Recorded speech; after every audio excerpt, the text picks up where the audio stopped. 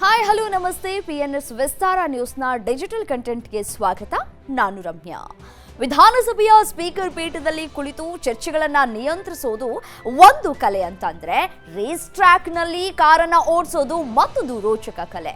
ಮಂಗಳೂರಿನ ಗೋಲ್ಡ್ಫಿಂಚ್ ಸಿಟಿಯಲ್ಲಿ ನಡೆದ ಡರ್ಟ್ ಪ್ರಿಕ್ಸ್ X11 ರೇಸಿಂಗ್ ಕಾರ್ಯಕ್ರಮದಲ್ಲಿ UT ಖಾದರ್ ಅವರ ಹೊಸ ಅವತಾರ ಇದೀಗ ಎಲ್ಲರ ಗಮನವನ್ನ ಸೆಳೆದಿದೆ.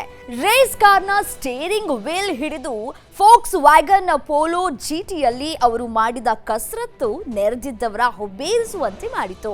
ನುರಿತ ರೇಸರ್ಗಳ ಪೈಪೋಟಿಯ ನಡುವೆ ಅತ್ಯಂತ ಚಾಣಾಕ್ಷತನದಿಂದ ಕಾರನ್ನ ಚಲಾಯಿಸಿ 4ನೇ ಸ್ಥಾನವನ್ನ ಪಡೆದ ಅವರ ವೇಗ ಅವರಲ್ಲಿನ ದೈಹಿಕ ಮತ್ತು ಮಾನಸಿಕ ಫಿಟ್ನೆಸ್ ಅನ್ನ ಎತ್ತಿ ತೋರಿಸಿತ್ತು.